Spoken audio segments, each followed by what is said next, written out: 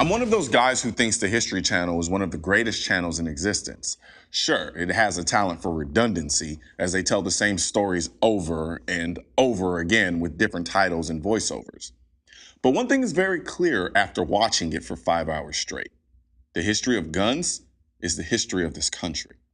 From the days of old westerns and great war movies to the high-action green screen cinema blockbusters of today, guns in America are inseparable.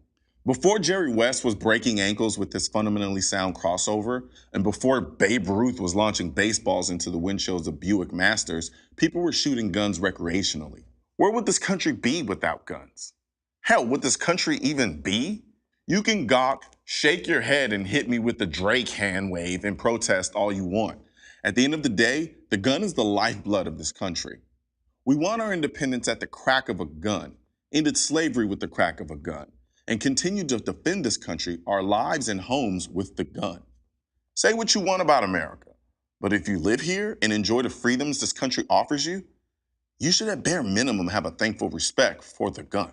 It's easy to point out all of the bad things that have been done with the firearm, but no one can deny all of the overwhelming accomplishments thanks only to guns, especially when they call guns like the FNFAL the right arm of the free world. You don't have to own a gun. You don't have to shoot a gun. Hell, you don't even have to like guns. But at least give credit where credit is due. The gun is a staple in this country's history and always will be.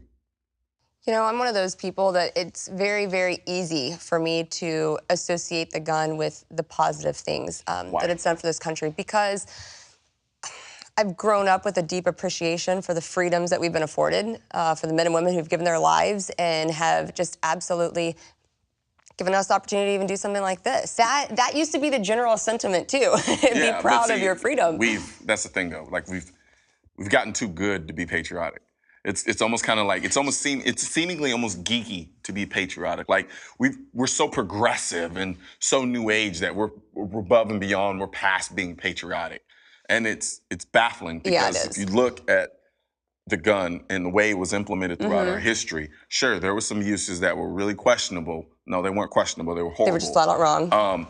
However, they've established this country and thus allowed us to live here the way we live here. Yeah. The people who utilize the gun to fight for our freedoms, to give us the freedoms we have now, what that also afforded us was an ability to enjoy the gun even more recreationally. You know, like for you and I, we go to our idea of gun ownership in large part stems from, yes, self-protection, but also the ability to go to range and shoot. Right. You know? Because there's still the element, like you were saying, we still have the military, thank God. Exactly. We still have the people that love the gun to go hunting. It's just now we've been afforded the opportunity to broaden what that means. And people have been shooting guns recreationally for the longest.